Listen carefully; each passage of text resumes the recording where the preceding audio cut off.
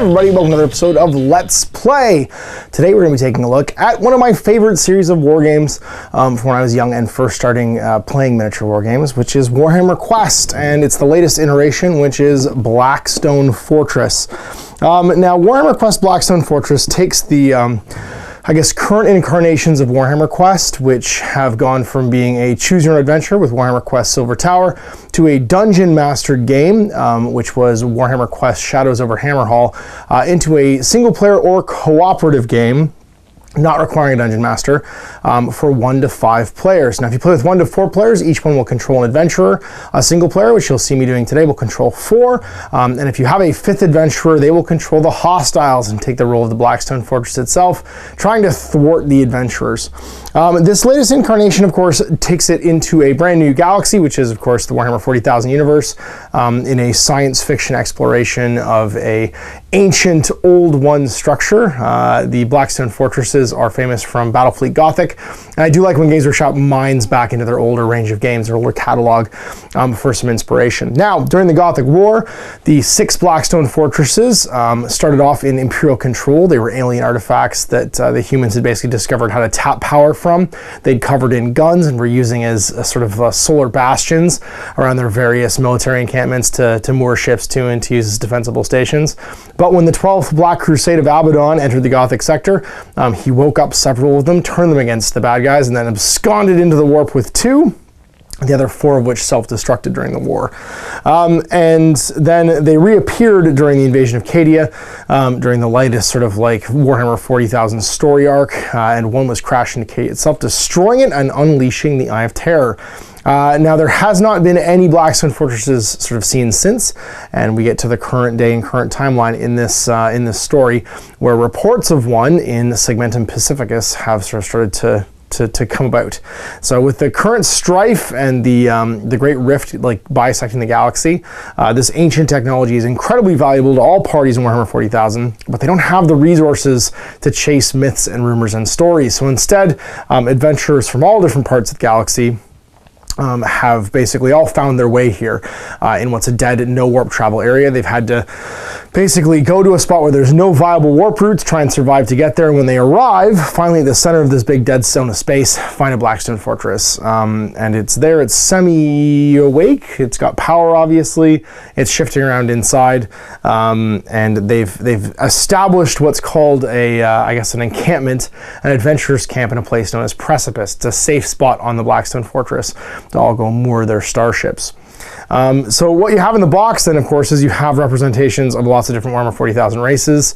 There's everything from a rogue trader, Janus Drake. There's an old Man of Iron, 025 Pro, my favorite miniature in the whole box, who is an artificial intelligence masquerading as an Imperial robot, and has its own reasons to try and enter the Blackstone Fortress. There's Aspirin Locarno, who's been seconded to Janus Drake. He's a navigator of the Navigators Guild, and he's there for Navigator Guild secret reasons, basically. You've got Dyak Grek, who's a recruit mercenary. You've got Tadius, the missionary crazy, and his novitiate. And then you've got a Eldar Ranger and a pair of rattling, I guess, deserters. They've stolen a Mechanicus long hauler, and basically 25 was just found in its hold and just basically gets off and starts operating. No one really knows whether they're there, but a pair of rattling twins basically are on board as well. Now, these are the first 8 adventurers, 9 if you count the fact that the twins are 2 adventurers in one. And more basically are alluded to in the books and in the stories that will be coming out. So the other thing that's new about Blackstone Fortress, which for board game players is a term they may recognize, but for wargamers might be something new, is the legacy format. Now, this is a game that constantly evolves and changes as you play it.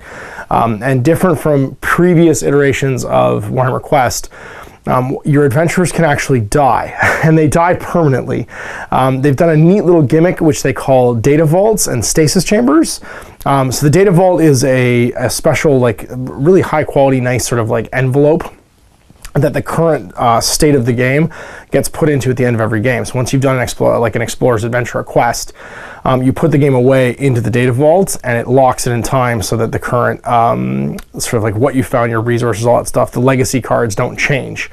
and all of the legacy cards affect the game and sort of grow the pool of bad guys that can show up during your adventures and sort of move the plot line forward. And when if you run out of legacy cards before you actually finish the game just ends and you can't win. Your quest's over and you're done. The same with if all 8 adventurers die and don't recover at the end of a mission, then it's over. they don't succeed. They don't get to the end. It's also got some hidden content. So there's an envelope with what's called the hidden vaults data in it.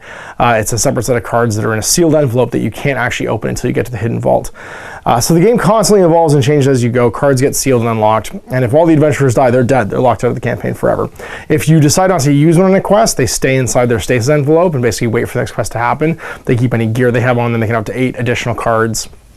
And any wounds and stuff are put in there as well. So it's a really interesting system because there's a bit more gravity, I guess, to this version of Warhammer Quest, where you can, at the end of it all, after you've gone back to your ships and stuff and rested and recouped and things, you can deploy new adventurers, or adventurers can just not make it through the storyline and not get to the end. There's also some allusions in the book to expansions. This is not the only story that's going to be happening in the Blackstone Fortress, and expansion packs will be coming out for it in the future to add probably a new sealed envelope and new legacy decks where you basically get a new storyline, new stuff can happen. Now, the first adventure, because it doesn't use everything from the legacy decks, you don't have to have everything painted. So what I did to get this ready, because I had literally 36 hours to get this painted before I used to start filming for this to come out on Saturday, was I painted my 4 favorite adventure miniatures. And I painted the models you needed for your initial adventure, which you guys will be watching today in the Let's Play. And you can get away with painting about 20 miniatures as opposed to 44 if you want to just rip and go and play. Now, people who don't care about painting miniatures, obviously that's not important, but you don't need to have everything done before you can sit down and start playing if you want to, if it's important to you as it is to me to start playing the game. So yeah, we'll show you the contents of the box now. It's not really going to do an unboxing. I'm just going to show you what I got done and how to lay out your initial game. And we'll walk through our first adventure of Warhammer Quest Blackstone Fortress. Here's everything laid out for our first game of Blackstone Fortress. We've got all the contents of the box here, basically, that are relevant to the game. I've painted up some of my favorite models from the starter. So I painted up the Kroot Tracker, Diet Grek, Esper and Locarno, the super cool navigator, 025, who is like, he's 100% my favorite one, because he's a man of iron, he's an AI. And then Janice Drake, the Rogue Trader, who I feel like you couldn't play this game without him, because it's Drake's adventure. And then I've painted up all of the initial miniatures you need for your first quest. Now, the rules, which is to read this first book, they've actually divided up, I don't know how I feel about it, it's a very board gamey thing. They've divided up the core of the rules, and there's a lot of flipping between books at times. But the read this first book is just literally how to lay out the table. So it's a very board gamey thing. So the first thing they say is put all of these miniatures to one side, because they're the ones you use in your first adventure. So I painted up the Spindle Drones, which are little Blackstone constructs that are kind of like attendants to the facility, I guess, but they can also fight. The Negavolt Cultists, who are crazy Dark Mechanicum cultists. And in my video about the 40k applications of all these miniatures, we can talk a bit more about what that means, but they're basically crazy melee dudes. The Urguls, made famous by the Court of the Archon for the Dark Eldar. They're just like weird webway creatures that have gotten lost in the Blackstone Fortress and are sort of floating around inside. And then some Trader Guardsmen. First plastic Trader Guardsman kit, again, in the 40k stats video, which you guys can watch after this. I'll go a little bit more over these guys and what I think that stuff means for 40k. Then the stuff I didn't paint, but I just put out here just so you can see the rest of the box contents. The rest of the adventurers. So we've got Tadius the Purifier. I don't know how I feel about a guy named Tad. It's just the least heroic name, Tad. Hanging out with this big mace. He's kind of a Professor Kirinov type. And then Pius Vorn, which is his known associate and sort of like acolyte, I guess, with her Eviscerator / Heavy Flamethrower. We have Amelin Shadow Guy, the Eldar Ranger, who's been sent by Beal Tan to try and find basically the recipe to fix their craft world, because her craft world's in serious trouble. And then Rouse and Rain, Rain and Rouse, it's kind of irrelevant which one's which. This one's actually Rouse, and this one with the grapple hook is Rain. And they're Imperial Rattling sort of like deserters, get the camera to focus on that. With like grappling hook, and then this guy's got like a Barrett 50 cal. He's got the Rattling sniper rifle, and they are a single adventurer slot basically that operates as a single adventurer, but you get 2 models and can be in 2 places throughout the course of the game. Then I put together the big bad, which is Obsidious Malix, who is the Chaos Lord, who's during the 13th Black Crusade, his spaceship was basically destroyed, and him and a bunch of Black Legionnaires are the big bad that have like entrenched themselves on the Blackstone Fortress and are also in search of the hidden vault. It's very Borderlandsy. Some remaining, the second group basically, what I did was I painted the max possible group size of Traitor Guardsmen. So there's 6 more, a second sculpt of everything, so another Flamer, a bunch of melee guys, two lasgun guys, and a second sergeant, and they're to one side. There is a possibility that I could need them in the first mission, because you could flip 2 cards of guardsmen, but they would neither be at max size, and it would just change. It actually doesn't super matter for the rule, because there's reinforcements that pile in every turn, so even if they die, they can just keep coming back. And then 4 beastmen. Yeah, Chaos Beastmen are back in 40k. And what's interesting is you'll notice there's 4 different poses, but it's because the heads and the weapons are interchangeable, so you can basically make them 4 different beastmen just by swapping the heads and the arms. Because they're all compatible, and there's 2 on each of the frames. And then 2 rogue psychers, who are also much the same thing. They're the same sort of core body type, and they have a different head and arm that make them look different, but you get 2 cool rogue psychers that are there as well, as sort of like mini bosses. And then the 2 Black Legionnaires that hang out with the Obsidious Malix, which are the same pose again with just a head swap, so they're kind of facing different directions. Now, I was a bit disappointed there was no big miniature. The cool thing about the last Warhammer Quests was they had a big model in them, like Silver Tower had the Ogrid Thaumaturge, and there's not really a big miniature in this one, there's just like Chaos Space Marines, so I'm hoping the expansions add some like big bads and stuff. Then you have your board tiles, so huge tile board tiles. These are used for combats, and you have all your various other gubbins. So you have your actual in-game Blackstone Fortress. This is where you put your discovery cards in your exploration deck. You have your ships. So when you start each mission, you have to decide which ships are around. That's determined by which adventurers you're using. So everyone has a ship they either arrived on or they control. So for instance, the Rogue Trader, Janus Drake, has his ship, the Vanguard. It's his Imperial shuttle. And then there's the Traveler, which is what Esperon Locarno shows up on. It's a navigator ship. Long Hauler Gamma 3 Beta is what Rux and Rain have basically stolen from the Mechanicum, and Ur-25 was in its basement. And then the Krav Chateau, which is the Kroot War Sphere. It's what the Kroot Merc is floating around on. Other cards, you have your Exploration deck. Now, every Exploration deck, when you set up a mission, you deal out 4 challenges and 4 combat cards. So there's 2 types of Exploration cards, challenges and combats, and you split them in half, you deal out 4 of each, and then you shuffle them in the middle. So my Exploration deck's already ready to go here. I've already dealt out 4 of each. The combat ones are when you flip one, you engage in a combat. And the challenge cards basically give you something to do. So like for instance, this one in Leader Order, roll 4 activation dice for each Explorer. Keep going until a roll of Explorer does not include a 6 on any of the dice. The Explorer suffers a grievous wound. Something just bad happens. And you run through challenges and explorations. And the quest doesn't end, or the expedition doesn't end until either you run out of exploration cards, someone dies, because people can just die, or you just all as a group agree, I'm done exploring, we've gone too far, we're too beat up, we're not going to go any further. Then you have your discovery cards. During combats, you can make discoveries. This deck's really important because it's how you find cool gear, which is basically by trading Archaeotech. So when you find a piece of Archaeotech, when you come back to Precipice at the end of it all, there's actually like an old school Warhammer Quest trading phase where you go to the various ships and you can buy stuff off the ships that other adventurers have brought back and left there by spending your Archaeotech. And then that's how you also find your clues. And the whole point of every expedition is to accrue enough clues to go over to here and to discover a stronghold. And when you clear the stronghold, it's like a raid in like a video game. You get a stronghold artifact, and when you clear all 4 strongholds, you can go to the vault. So it's when I think about it as like how much replayability this game's gonna have, having played a couple games of it now, I can honestly say that you're looking at playing quite a few games to get to the vault. Like, I don't know how many videos it's going to take us to do it, but I'm thinking at least 10 or 12. So whereas Silver Tower was 9 scripted quests that ended in your confrontation with the the sort of like big boss at the end. In this one, you might all just die before you get there. Like, it could be very short. We could all be dead. And you lock everyone in these at the end. This is our unused stuff back here, the other cards and the ships we're not using.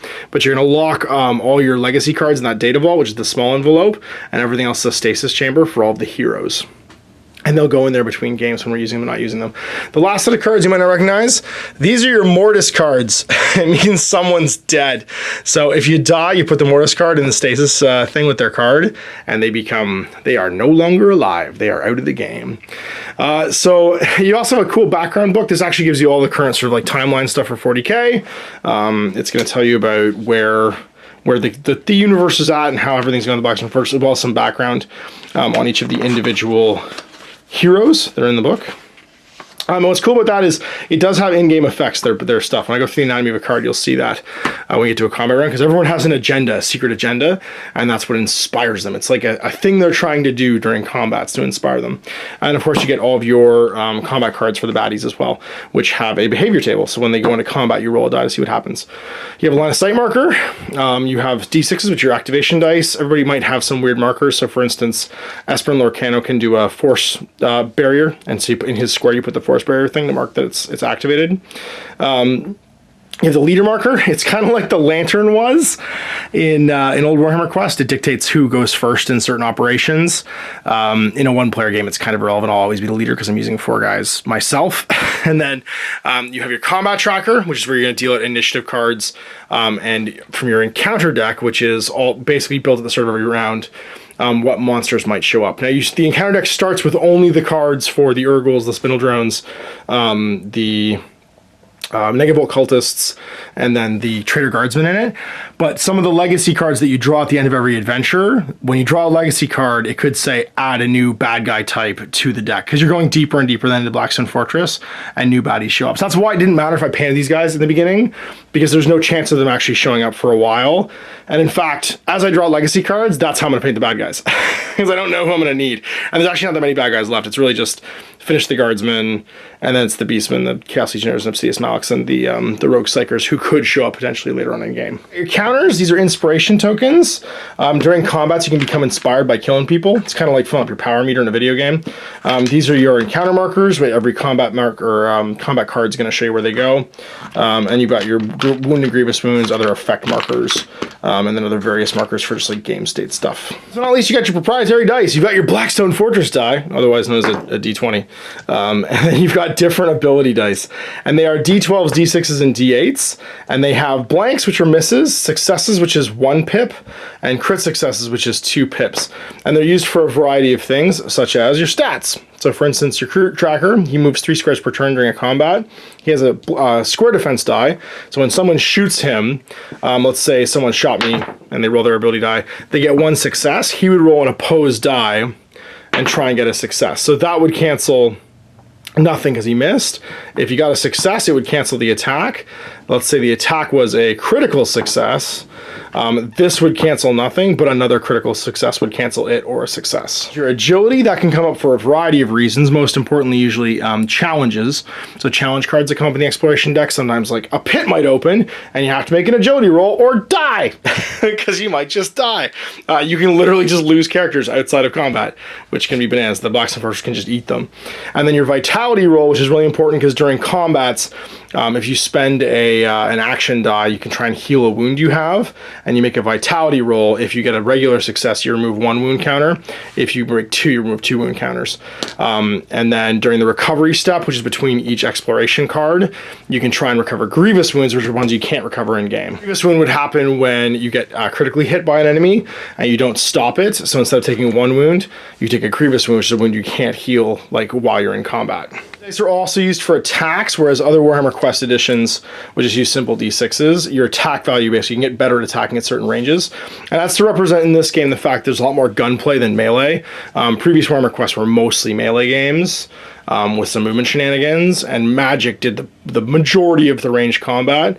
In this one, it's a lot of shooting, and it's unlimited range for the most part. If you're more than 4 away, you can always shoot. And so it sort of allows you to represent the fact that weapons can be better at different ranges. So the crew rifle is not great at point blank range, but when you get to 2 to 3 range, it rolls a d12. That's back to a d8 when it's at super long range. So it has like an optimum band, basically, based on what kind of die you're rolling. As our setups, you begin the game always by putting your heroes into the maglev chamber. It's basically the stairs. It's your Hero Quest stairwell. It's the initial spot where everybody's going to start. And there's a second maglev that is your escape maglev. So it can appear during the course of the game, either by the heroes activating it or as a random event. Then you create your pile of necessary baddies. So as we're not doing legacy, we've got our encounter deck here, which we're going to shuffle up. Your initiative deck. So the initiative card for each of the heroes, plus the 1 through 4 for the hostile groups, and the combat card will tell us what we're going to have for hostile groups. Your baddies go to one side, so they're going to go over here, because that's where, Hans, read the baddies. That's where they're going to appear from throughout the course of the game. And it is important to keep them separate from the baddies that actually spawn, because for reinforcement rolls, you need to know how many are supposed to be there, not how many are available, just like miniature-wise. So the Negable Occultists and the Spindle Drones, we're going to go over here. Made our initial leader and put out all of our activation dice. We put out our destiny dice, because there's a destiny dice pool that can be used by the heroes throughout the course of the game. And when they get used, they get placed into the used bin. You put all of the shifts into support mode, so they all do a thing basically. So for instance, the Traveler has a Warp Cloud generator. Once per expedition, an explorer can take the Warp Cloud generator action as their activation. It's a 1+, but if it's Esper and Locarno, and costs a 6+, if there are any other explorers. So basically the Navigator can do it for a 1+, everybody else it's harder. If the action is taken for the rest of the turn, explorers are not visible to hostiles. The Vanguard, which is Janice Drake's ship, gives the ability of the Tactics Attaché. Once per expedition, an explorer can take a Tactics Attaché action. It's a 1+ if it's Janice, and 6+ for anyone else. If it's taken, pick a hostile group. For the rest of the turn, reroll failed attack rolls for the attacks that target them. So basically you can get like a targeter bonus. Long Hauler Gamma 3 Beta, Cogitator Bank. Once per expedition, after making the Destiny roll, the leader can use the Long Hauler Gamma 3 Beta's Cogitator Bank. If they do so, discard duplicate rolls are not discarded, and you put all the Destiny dice away. So just like in previous Warhammer Quests, when you roll your pool of basically available to anybody dice, you usually put the discard or the doubles away. You don't when you use the once per game ability from the Cogitator Bank. And then the Crab Chateau has a target illuminator. Once per expedition, an explorer can take a target tracking action. It's a 1+ for him and 6+ for anyone else. The action allows the weapon to take a weapon action without expending any activation dice. And any attack rolls for that weapon's action are automatically crit successes. So he just makes someone die, basically. So all the decks of cards are shuffled. The heroes have entered the maglev elevator, and we're going to flip our first exploration cards. Now we're going to flip these cards basically until one of you dies, or I decide basically we've come too far and we're too beat up to keep going. And so the first one's going to be a combat. We're going to jump right into combat. So the guys get ambushed. So the first thing you do is you look for the red filled in basically area. That's the maglev chamber, and we'll build everything around that. So the maglev is going to be up here. I'll be back after I build the map. Right, so our combat encounter is set up to match this here. So you can see we've got, first of all, our maglev chamber. We've put out all the tiles that match the tiles, and we put down 3 portals. Now the portals are where the reinforcements will arrive for each of these groups of baddies, and it's also where the maglev, escape maglev, will at some point show up if I either search for it with one of my explorers, or if it happens as an event at the end of any given round. Now the next thing I have to do is I have to set up my baddies. So there are 1, 2, 3 encounters. I have to flip 3 cards from the encounter deck. My 3 cards flipped, they then put the 1, 2, 3 encounter spots down, and that will dictate where they arrive on the map. So the first one I flipped was Traitor Guardsman, and their encounter 1, so it's going to be all 8. The next is 2 Spindle Drones, because it's number 2.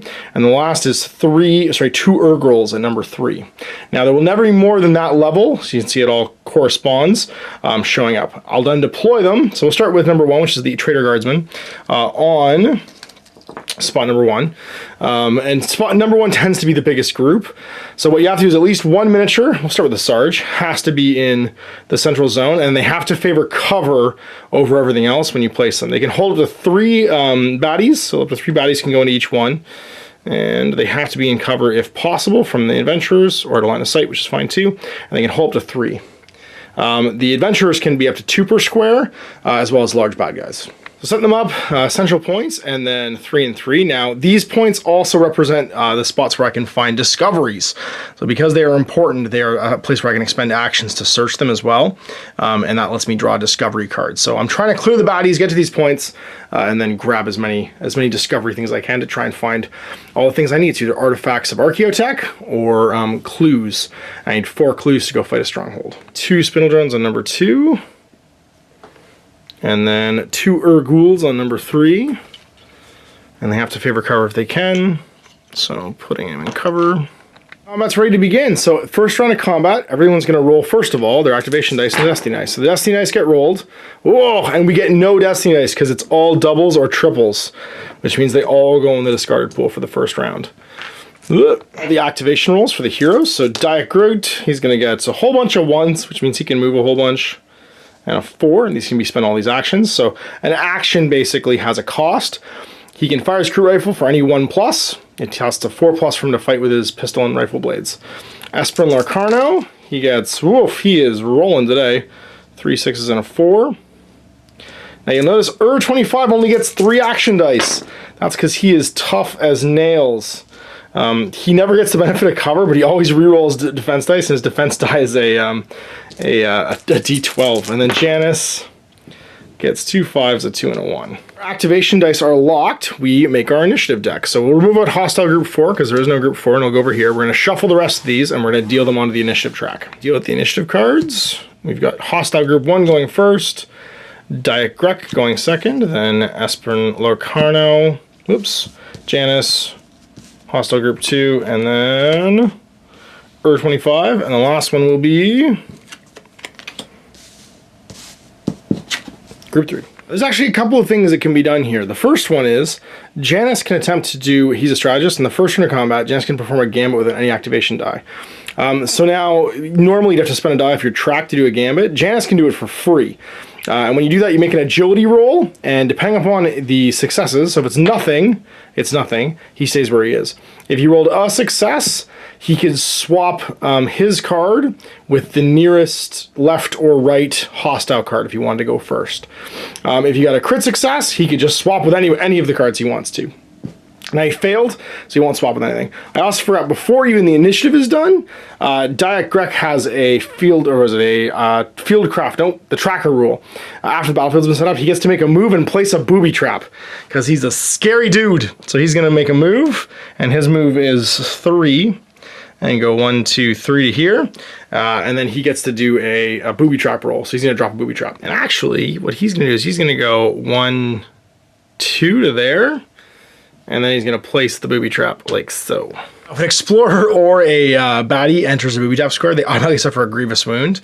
And to baddies, grievous wounds are 3 wounds, which means, yeah, he's setting a trap for those ghoul. Each encounter, you can use a maximum of 3 booby trap markers. So with no one else deciding to do any gambits, group 1 is going to go first. Now, when bad guys activate, each model is going to, starting with the closest one to the heroes, is going to get to roll a die and see what happens on their behavior table. There's a bunch of clauses. So, for instance, in this one, the center of this square cannot draw line of sight to any of my guys. So everyone's going to be hidden. So he's going to roll a d20 and get a 20, which is Rush. Now, Rush is a unique action. Move towards the closest explorer and then take a charge. So he's going to go his movement, and his movement is 2. So 1, 2, and he's going to take a charge. So he moves towards the closest guy 2 squares, 1, 2, and he can't see anyone, so he moves 1, 2 again. Bump, bump, tick, tick, tick, boom, and he's just going to die. So this goes off, and he takes 3 wounds, because it's a grievous wound. He only has 2, so he's going to go into the dead pile and potentially come back during a recovery phase. So we'll go to the next guy with the las gun. He gets a 20, which is Rush as well. So 1, 2, 1, 2, can't see me, so he makes a further move action, 1, 2. Now, I can spend dice in what's called Overwatch after my activation is done, but right now, I don't have any people who've already activated.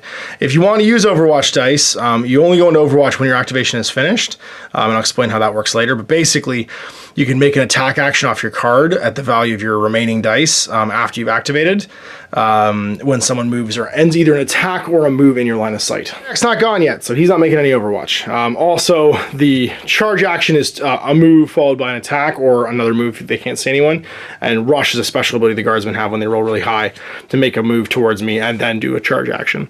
Other Lasgun fella rolls a 1. He's gonna hold. He doesn't like going anywhere. Mr. Grenade, he rolls an 8, which is an advance. Move followed by a shot, so he's gonna go 1-2 towards the closest target and can't see anyone, so he doesn't make a shot.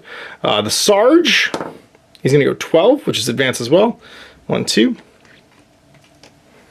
The Flamer is gonna go 6, which is sneak. Move as close to the enemy without gaining line of sight as possible. So it's 1, 2, 3, 4, 5, 6, 7, 8, or 1, 2, 3, 4, 5, 6, 7, 8, 9. So he's gonna go this way. 1, 2. Mr. Stabby Shooty, he gets a 17, which is a charge. So he's gonna make the closest route again, which will be the same distance. So 1, 2, can't see anyone, so 1, 2 again. Last fighty dude, he's gonna go 20, which is rush. So he makes the 1, 2 for free, 1, 2. And because these are not 3 models, he can still move through them. And then 1, 2, and then he can't see anyone, so 1, 2, trying to be as close as possible. Hostile group 1 is done. Let's move on to Dia Grek, and he gets to decide to do something. So I've got some options here. I have some 1s and 2s on my card. We have nothing in the Destiny pool I can spend. So first things first, I think we need to murderize the guy in base to base. I can use that with a 4+. I'll spend my 4+ to use my pistol and rifle blade. And in melee, that's 2 D8s. My guys don't roll defense dice to block anything, they just die if they get hit. So let's see what I get. I get no successes, and he just totally whiffs. So we'll have to use the rifle. So we'll spend the 1s then, because it's 1+ for the crit rifle, and try and shoot him point blank. And we need a crit success just to kill him. And we get it! So we get 3 wounds with a grievous wound, and that will kill him. We'll put it on one side. Now, it's important during hero activation you keep all models killed to one side, because that's going to matter for inspiration. There are some Urgles nearby, and we're not super excited about that, so I think we're going to go and try and shoot them too. We'll shoot the front one. Now, they're in cover, so my options here aren't great, because I have to get crit successes to kill guys in cover, or even to hit guys in cover. Regular successes won't hit them. Now, my other option is just to move a whole bunch, or I can sit still or move into cover and do some Overwatch. I think we're actually just going to move. I'm going to spend my 1 to make a move. I move 3, and we'll go 1 back to here, kind of fire and fade. And then I'm going to make this last die an Overwatch die, which means its value is reduced by 1, but it means if a model ends its movement in line of sight of me, I can shoot my crit rifle at it. Grek is now gone. We're going to go with Esperin Lorcano, and he's the Imperial Navigator who wants to do some stuff. Now, we know Janus Drake's going next. Now, the Navigator's not, he's more of a support piece, but I rolled a whole lot of 6s this turn. So I think we're going to use one of my 6s for a mental command. Move a hostile 1 hex. All the rules for making a move, apply this action. And we're going to move this Urgle out into the open. And then we're going to do it again, because we pulled a lot of 6s here, and move this one out into the open.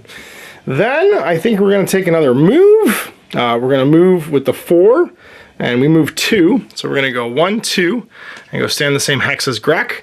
And our last 6, we're going to do to bring on the Force Barrier. Now, the Force Barrier means when I roll defense dice, my normal defense dice is turned into a D12. And if I already roll a D12, I roll 2 D12. I was then done, because he's keeping Grek alive. Now, Grek, when he's in cover, he gets to roll a D12 instead of a D6 for defense, which is pretty super sweet. And Janus is going to go. Now, Janus has some guns, which is pretty great. Try and kill some Urguls. So he's going to use the 1 to move, and he moves 2. So he'll go 1, actually I think he's going to try and kill some spin undergrounds. 2. Then he's going to move again and go 1, 2. And then he's going to try and stab a spindle drone. Now if he spends a 5, a 4+, he gets to attack twice instead of once with his flurry of attacks. So basically the higher the die he spends, the more he gets to do. There's a similar rule for 25. If he moves a 5 to move, he gets to move 2 squares instead of 1. So that's what we're going to do. We're going to spend our 5+ here to make a flurry of attacks against that spindle drone. And the spindle drone has 2 wounds, so if we can murderize it.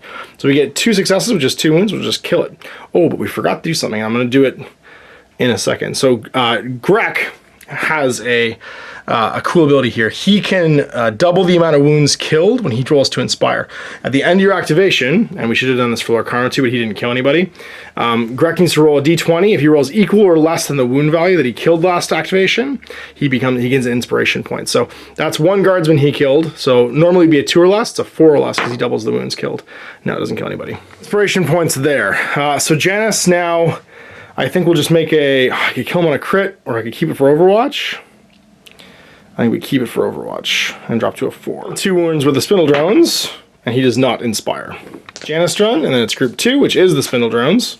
So first they roll for reinforcements because one's dead. D20, it has to be a 1 to 4 for anybody to come back, and it's a 17. So no one respawns this turn. Let's roll on the behavior table for spindle drones. Now it is in cover currently.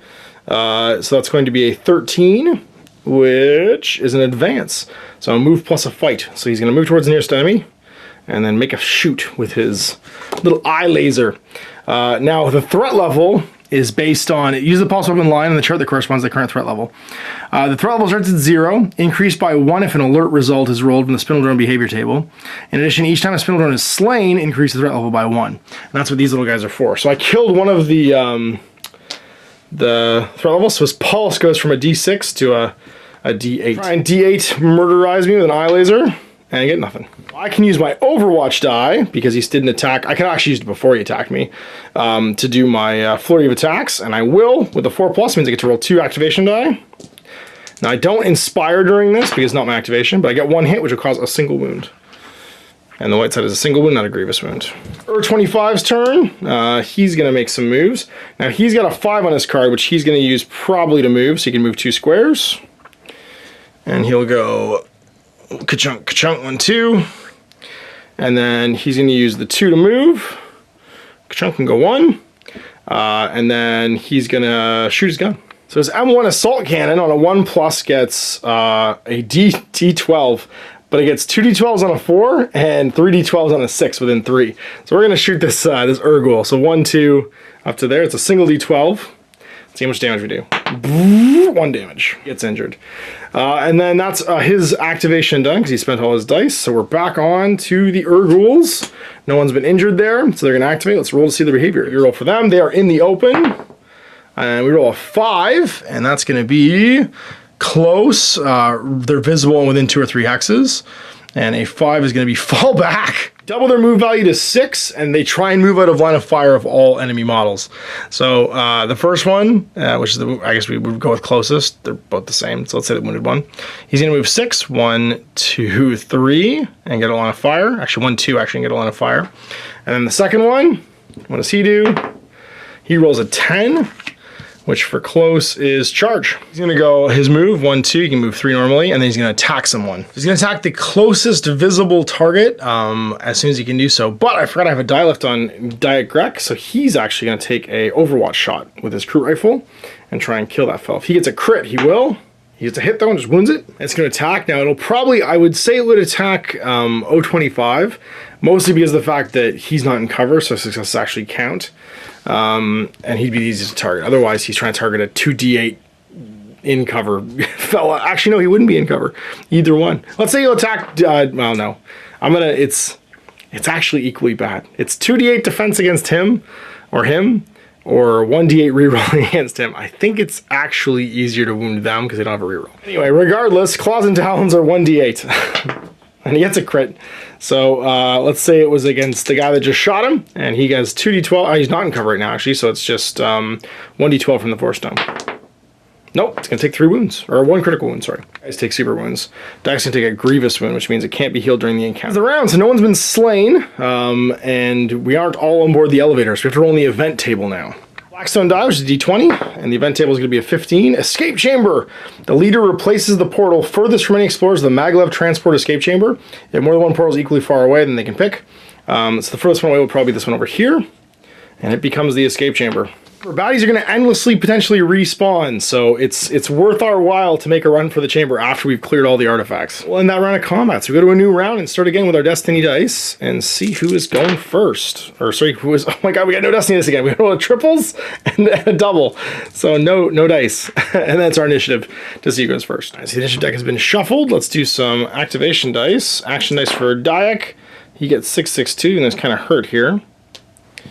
For Espen Locarno, he's going to get a bunch of 1s, the opposite of last turn, and a 6. And then 25, he's getting gun happy in a second. Janice Drake, he's going to get a pretty average roll. Important dice to save this turn. We're going to want to save some 4+s because we need those to search. Unfortunately, we took a grievous wound, so a 1+ will not heal with a vitality roll the wound that's on Dayak. We don't need to summon the Maglev chamber now, so we don't need to save anything for that because it's already here. Our activation order is going to be, it's going to be Hostile Group 1. Oh, this is Seaman Familiar. This is Seaman Real Familiar. How well did I shuffle this? Okay, it's slightly different now. This is not that unfamiliar. And then going later. It's not easy for to rearrange himself, unfortunately, but Grek is in a good spot.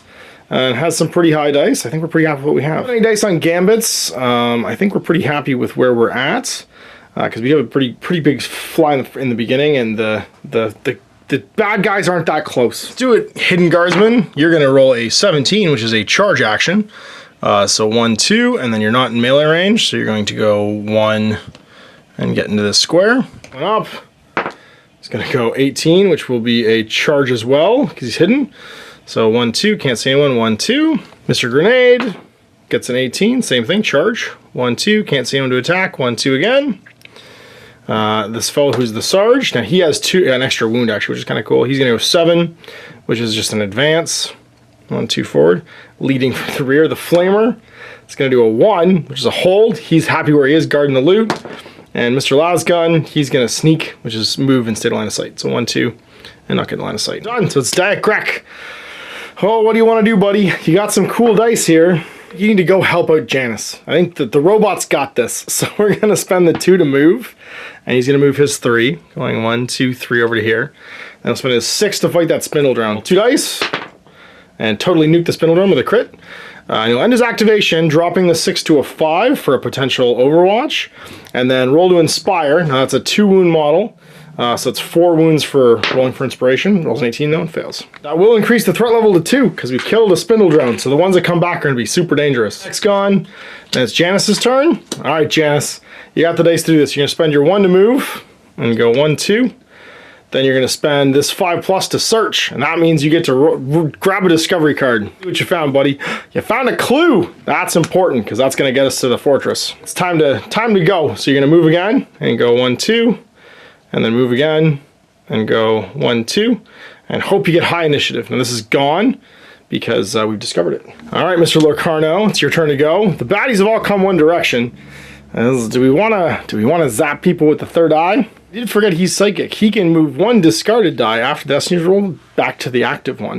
Which means I would have had a die last turn. I think he's going to use this one to move.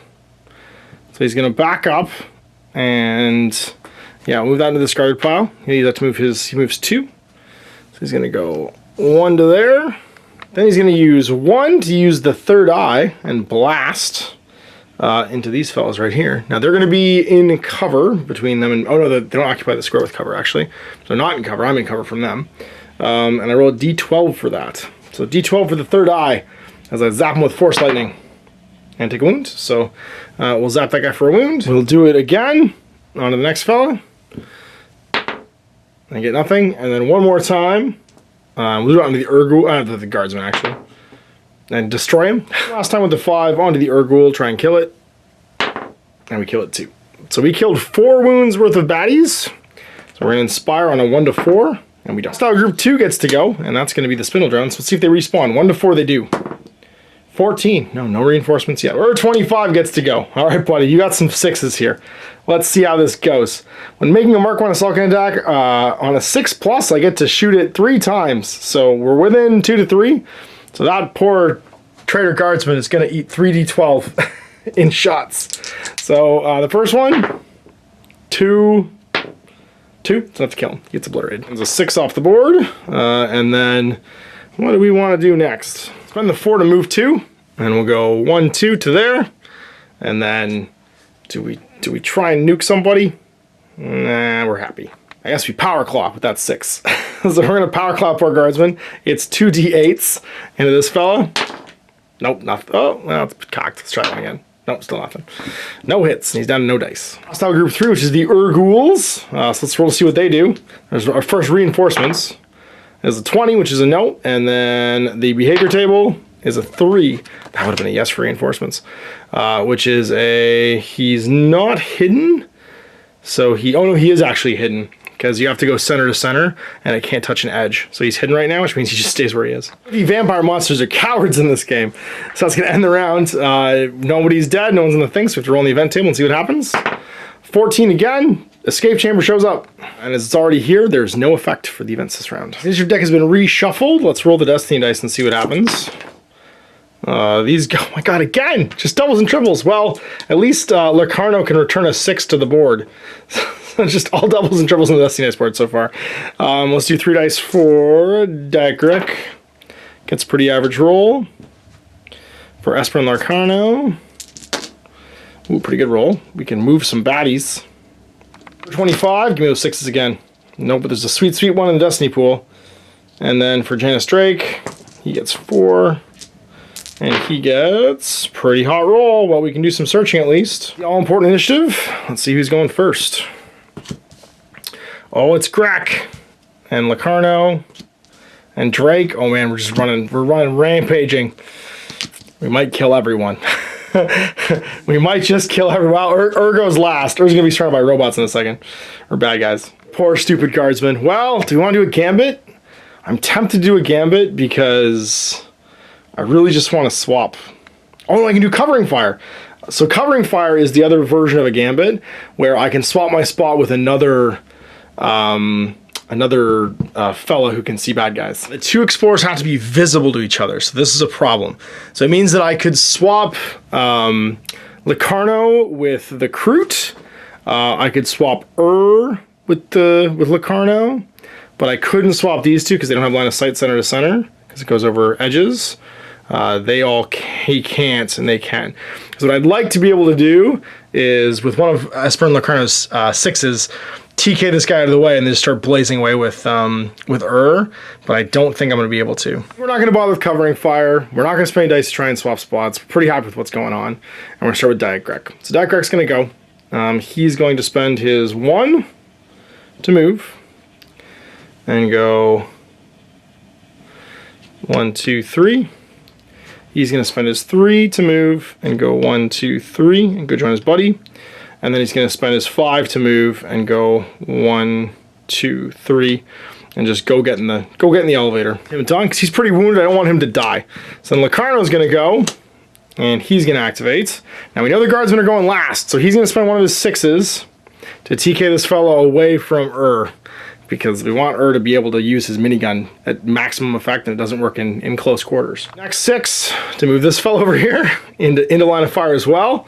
Because he's not going to get to activate yet. And then, what else do we want to do? I think we're just going to run after this. So we're going to spend both the rest of these to walk. He's going to walk 4 and go 1, 2.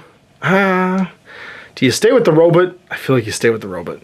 You're going to go 1, 2, and then 1, 2, and go stand over there. It's your turn, buddy. You're going to go. You're going to go kill this fella. So you need to use a 4, and you're going to go 1, 2, and then you're going to use a 6 to do a super swing into that one guardsman, that poor flamer guardsman. 3d8 from flurry of attacks, so you get enough, he's exploded. And then you're going to spend a 4+ to draw a discovery card. Fine, buddy. Another clue. We're doing great. We set the last 4 for Overwatch down to a 3. Just move again. We're just going to move again, actually. We're going to go 1, 2, and just stand backwards. Reinforcement rolls. Hostile group 3. So first we see if there's any reinforcements for the Urgrals. And there is! So the most I can get is 1, because it's capped at 2. So he's going to show up next to a portal.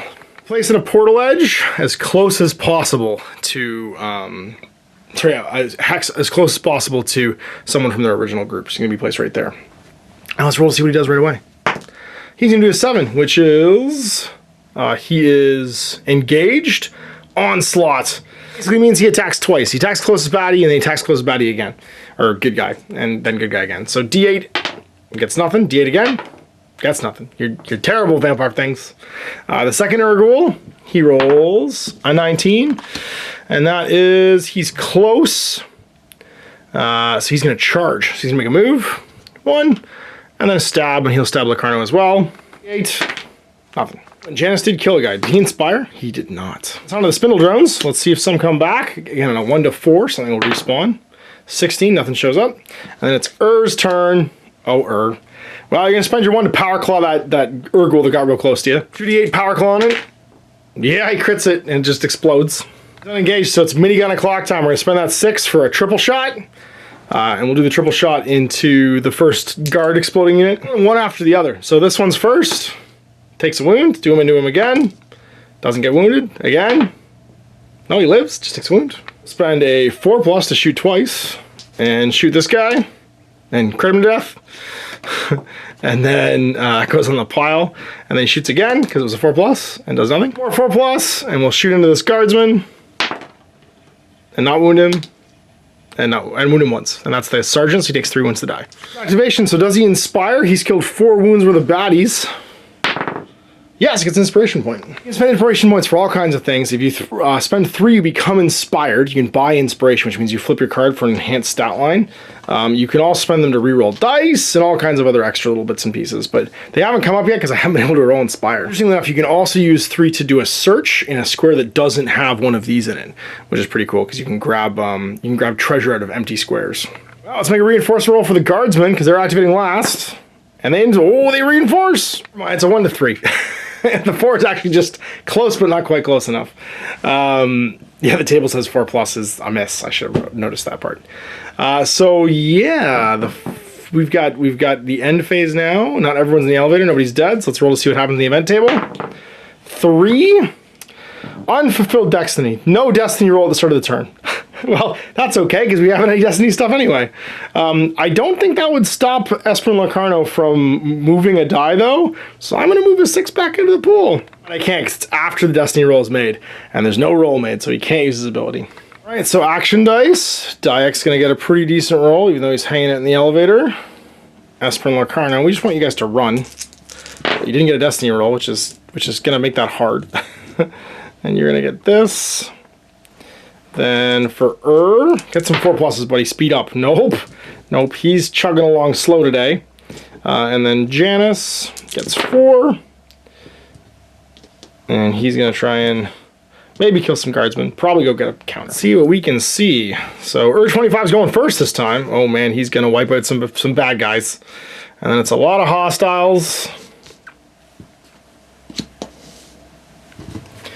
The rest of the crew pretty much, except for Janus going at the end. As Janus and Diak or Greg can see each other, they're going to covering fire to swap spots, because that just makes sense, because Greg's going to probably hide out.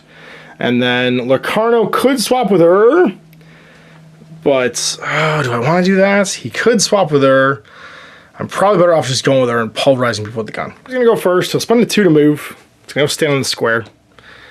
He's going to explode someone with his power claw, 2d8. Trying to explode that sergeant. No, miss! And then try and hit him again. 1 damage, it's still alive because it's got 3 wounds. Group 3 goes, which is the Urguls.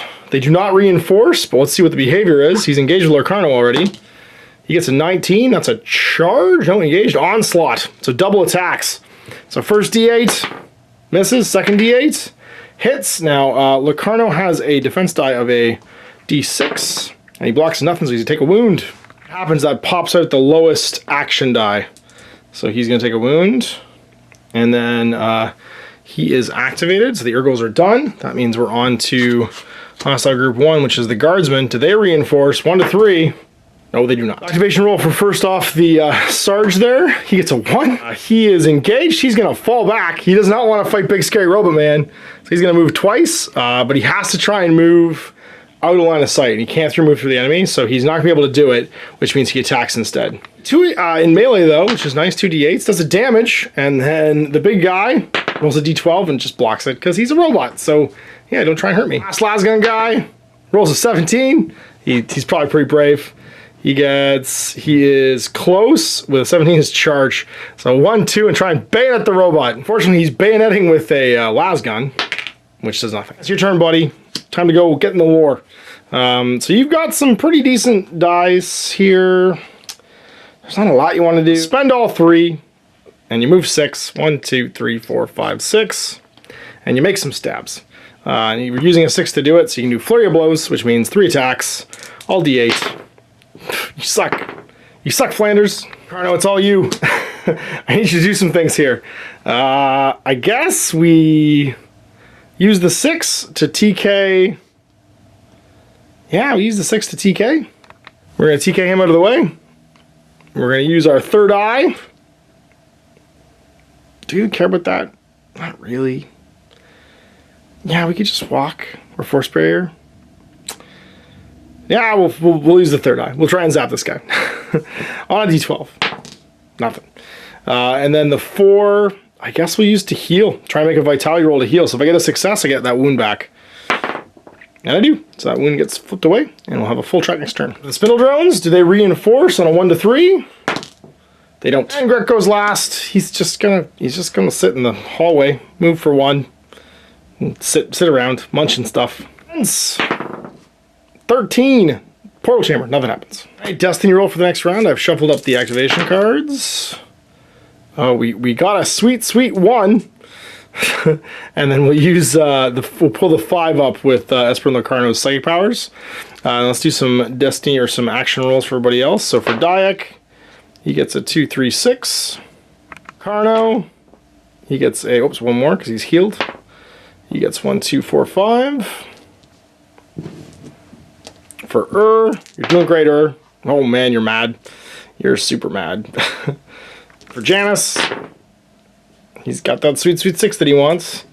And let's see how we do. Initiative roll, or flip, I guess. Group 3, the Crute.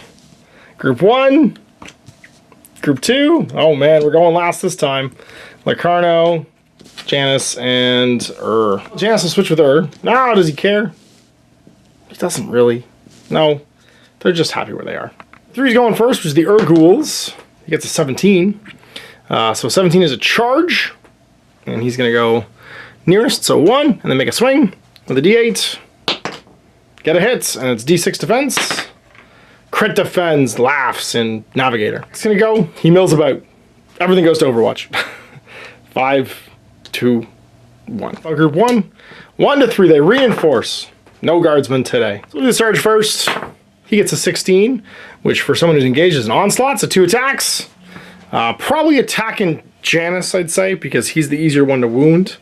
And he has the double melee weapons, which means he gets to roll 2 d8s in a Janice. Whoa, crit and a hit. 1 defense die. So a crit and a hit versus nothing. So he takes a wound and a critical wound, which will knock out the 2 and the 1. He's refusing to die. All right, well, the other one then, it'll roll d20 and see what it gets. 19, I think it's onslaught as well. Yep, except his onslaught's with a bayonet, which is just a d8. So into the robot, nothing, and nothing. Here are the spindle drones. Does the Blackstone Fortress activate more troops? It does not. Carno gets to go. Well, we're going to force Kane with a 4+, which is a d12, into the Urgul. See if we can hurt it. We do. It takes a wound. 5 to stab it again, and they have 3 wounds, which means they are significantly harder to kill. And do another one. It's got 1 left. Zap it with the third eye for his 1 there, which is just a d8. And see if he can hit. Just says 1 more wound. Nope. And they'll zap it again. And miss. His turn. He's not feeling so good. He's going to spend the 1 off the board to make a vitality roll and try and heal, because he's not excited about the being injured. And his vitality is a d8. Does he get a success? He does. A crit success. And that's going to flip that away. And I get rid of the Grievous wound, unfortunately. Then he's going to spend his 6 to do a flurry of blows into the sergeant over there that refuses to die. And get 1, which is all he really needs. 1, and kill it. And his 3 to fire the pistol. And he'll fire it into, which is a d8, into that wounded Urgul. And fail. It's 25's turn. He's going to just spend 1 to Power Claw. It doesn't really matter which one. He'll spend 1 to Power Claw into him, which is 2 d8s. Do I crush this little guardsman? Gets turned to paint. and dies. And then he'll spend one of his 6s to explode that guy. And it's going to be 3d12s. First one, nothing. Second one, kills him. That guy's dead too. And this to take a walk onto the artifact. And then his 6 to see what it is. Draw a card there, see what you got. Whoa, we got a clue! Does he gain any inspiration? So he killed 3, 4, 5 points, or 5 wounds worth of fellas there.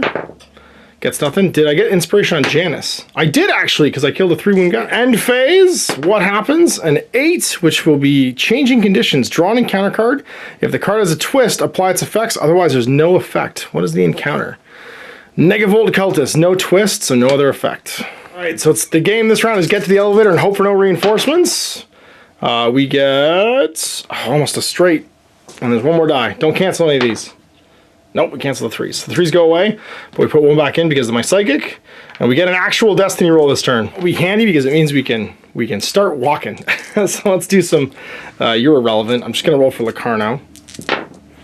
You get some numbers. For give me some 4+. We need some sweet 4+ so you can march, buddy. There we go. Yes, you're pretty beat up. What happens to you? Ah, you get some good stuff too. All right, so let's do some initiative and see if we're gonna get outfoxed by the baddies. And it's looking like it's a pretty even mix of folks who have to get back to the elevator. Luckily, the Kroot's going last, it looks like. Literally, yep, literally he's going last, so everyone has a chance to make a dash. Reinforcements, do the Urguls show up? They do not. So it's gonna go to Janice. He's gotta make a run for it. So he's got 3 moves, which is 6. 1, 2, 3, 4, 5, 6, and he'll spend the 2 off of here to go 1, 2, get in the corner. Style group 1, which is the dudes, they do not show up, not on 1 to 3. The guardsmen rather, and then it's Esper and Locarno. He only moves 2 per, but he's got 4 to spend, so he's gonna go 1, 2, 3, 4, 5, 6, 7, 8, and then spending the 3 off of this, 9, 10. I have to spend the 5 off of it too, because he'll block. Yeah, he'll block Diak's spot otherwise and move to there. Can't have more than 2 folks pass through. This may make me not be able to end the turn. So it's 25's turn. Where's he gonna go? Well, he can move 2 because these are both 4+. So it's 4, 5 squares. 1, 2, 3, 4, 5. And then spend the 6, which gives me 1, 2 more, which means we're here for 1 more round. Not that I think it's gonna matter. Style group 2 does not show up. Probably the last turn, destiny roll. We get a straight. Well, look at that. When it doesn't matter, we get all the stuff we need. Diak's roll's irrelevant. Really, the only roll that matters is going to be Ur's. And he gets some big numbers. And then I could bother rolling. It's really just what... Does go before a bunch of other folks? 1, this is irrelevant. All right. Do the hostiles show up? They do not. Steps in. Do the other 2 hostile groups show up? Spindle drones, nope. Urguls, nope. And we end on the elevator. And that's the combat encounter. As we sit in the elevator, we have to do a recovery check first, and that means this is the phase at which we can actually get grievous wounds back. To make a vitality roll. So for Grek, he makes a success. He removes 1 wound of any kind. Crit success is 2 wounds of any kind, so he goes back to fully healed. And then Janice, what does he roll?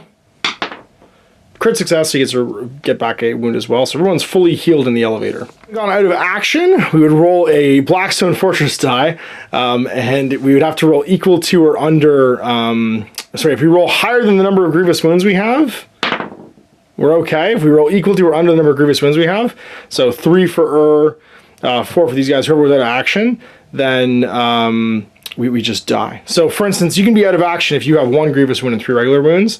If I had 1 grievous wound, if I rolled a 1, I'd be dead. If I had 2 and 2, for instance, if I rolled a 2, I'd be dead. If I had all 4 grievous wounds, 1 to 4, I'm just dead. Otherwise, I come back into the elevator, and I make a normal roll to see what my wound level is. You start the next game with a bunch of just wounds on you and have to use Destiny Dice to patch yourself up before you actually get off the elevator, but not be out of action. So it can be crazy going into the thing. We didn't use any support stuff last turn. I do want to get 1 more clue if possible to try and get the next event to be a stronghold assault. So I'm gonna flip my next exploration card and see what it is. It's a challenge. It's a terrifying challenge. So everyone has to make an agility test. If we fail, we roll a Blackstone die. On a 1, we're dead from falling in the chasm. Any discoveries, resources, or stronghold artifact cards they get are lost. They're just gone. And the expedition immediately ends.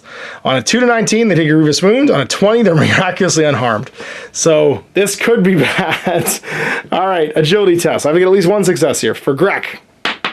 Nope, so he's got to make the roll. What happens? He's okay, but he takes a grievous wound. So the grievous wound I just healed comes back as I fall in a hole.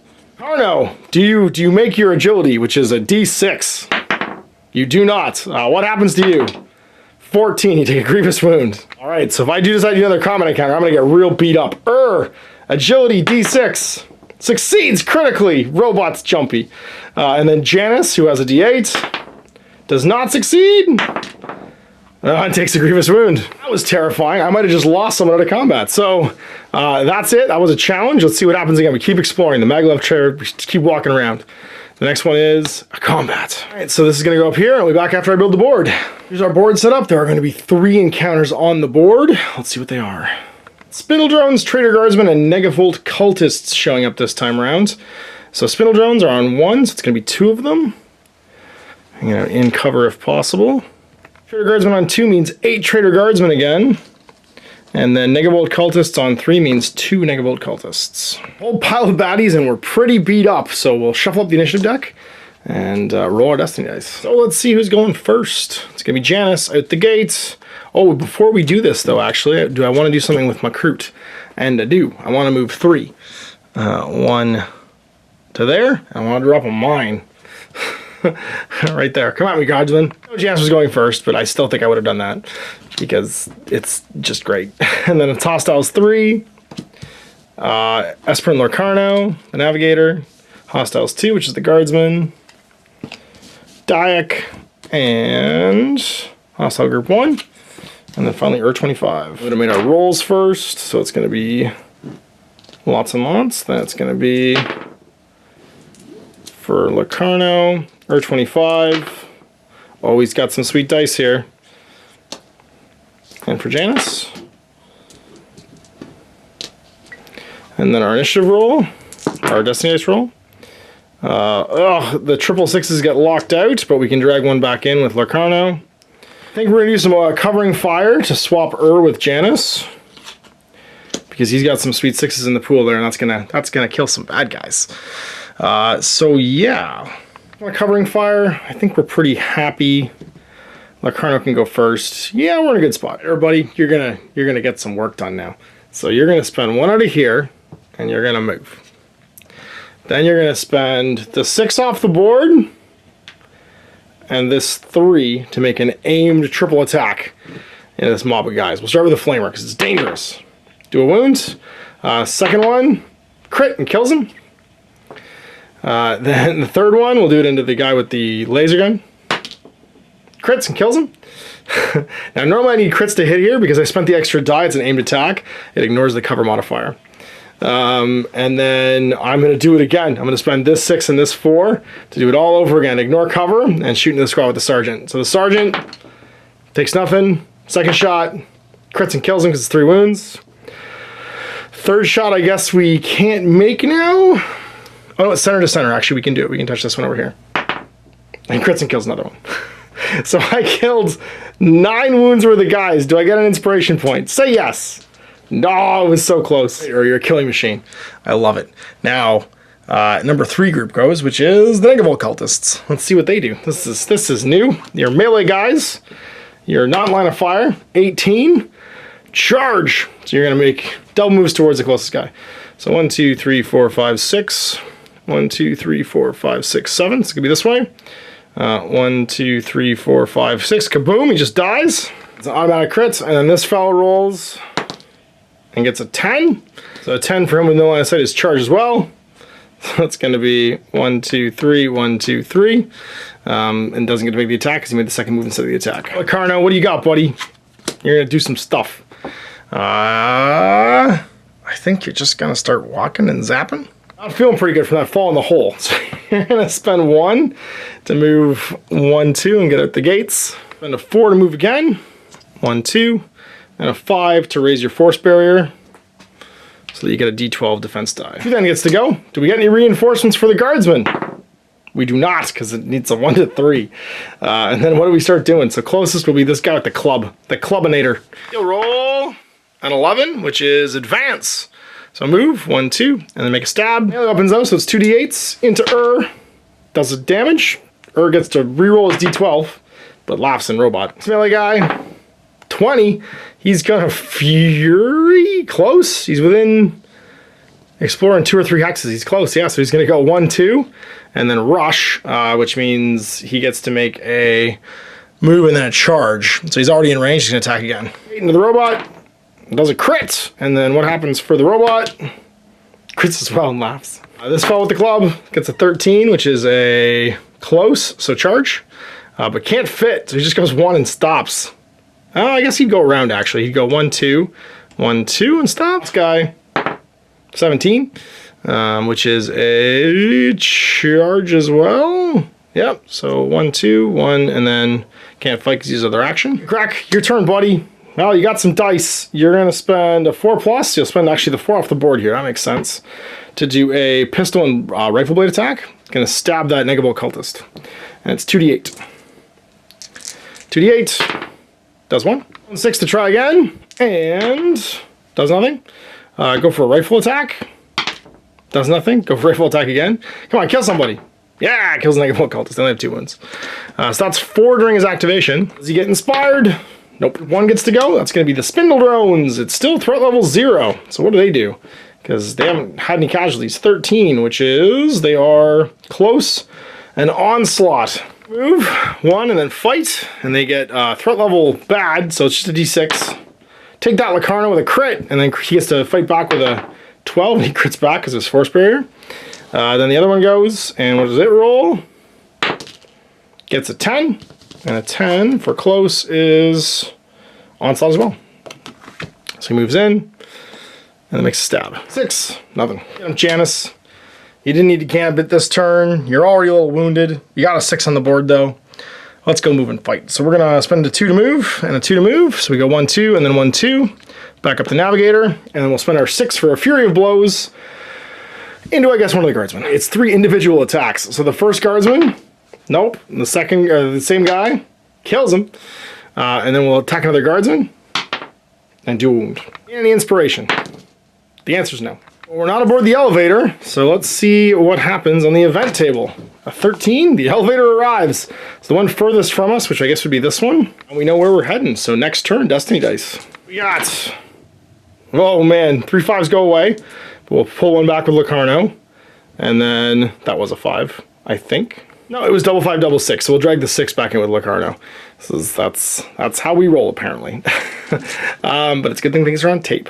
So let's do some activation dice for everybody else. So for Dayak, he gets a 6, a 3, and a 2. Arno, also injured, a 4, a 2, and a 1. Or be the hero we need. We got you 1, 6, get another one. No, we didn't get another one. But he's still doing okay. And Janice gets a 1, 2, 5. Let's see who is going first in the initiative order. Hostiles 1, which is Spindle Drones, Dayak, Locarno, Hostiles 2, Janice is probably in here somewhere. 3, oh, Janice is going last. Well, I think it's worthwhile for Janice to give covering fire to Locarno this turn and swap spots with him. We're not going to play any gambits by sacrificing dice because we're 2 wounded. Everyone's only got 3, so I don't want to drop any dice here. But it does mean Group 1's going first, which is the Spindle Drones. They're still at threat level 1, though. So what happens for the first one, which we'll say is the one in front of the boss? 20, probably an onslaught. No alert. Increase threat level by 1. And take an onslaught action. If the threat level is 3, take an onslaught action and reroll failed attack. So no, he's up. They're wise to us. So they're now pulse at threat level 1. So attacking him, he attack twice. Gets nothing, and then nothing. They've gotten more dangerous. The other Spindle Drone on Locarno gets a 16, which is engaged and alert. Or sorry, onslaught. So same thing. 2 attacks into Locarno this time. Crits. Uh-oh. Locarno still got his force barrier up though. He hasn't activated yet, and blocks it down to 1 wound at least. Now wounded, and then the second attack is a hit, and then it's blocked. All right, not feeling good, man. So they're done. Dayak gets to go. time to make the chimichangas. We're gonna do some stabs. Stabs. Oh yeah, crits him to death. Kills one. Attacks again. Double crits. Kills another one. It's got 1 die left. The 6. We move and go 1, 2, 3. We move again. 1. And then we spend our 6 to pick it up. What is it?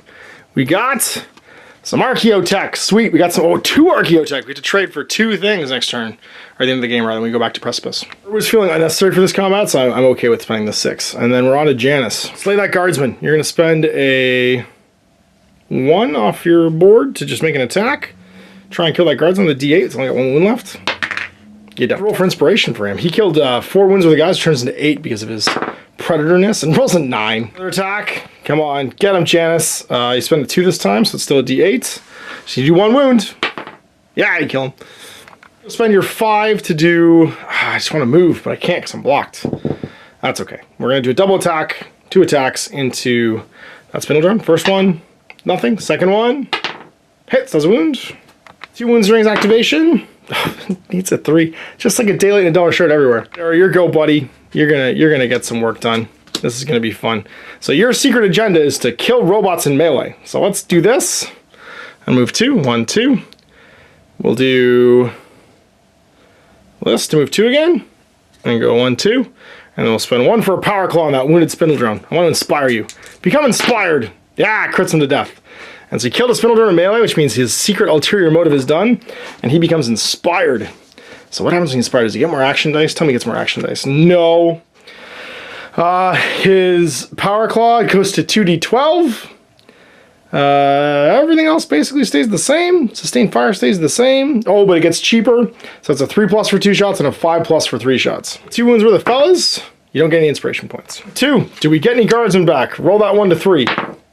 Oh, 1! Oh, I think all of them come back. 6 of them show back up through the only available portal, and we have to deploy the most dangerous ones. So Flamer. Oh, jeez. We've gotten ambushed from the sides. We got cocky. Was feeling good about himself, but now we're about to get flooded with cultists, and they're gonna all go try and fight him. So yeah, let's see what happens. First one. Flamethrower, what you got? 18? 18 is going to be you are close charge. You move 1 and then make an attack, and that attack will be against with a D12 with your flamethrower. For your enhancement device, I mean, and you do nothing. For the next one, 2. 2 for a close is fall back. He has nowhere to go, which turns into attack then. So he's going to try and shoot. I guess he can't actually see him, so I guess him. Still at 4 away as a D6. And he needs to crit because he's in cover. No, he's not in cover, actually. But he does crit, so 3 wounds. D12 back from Janice.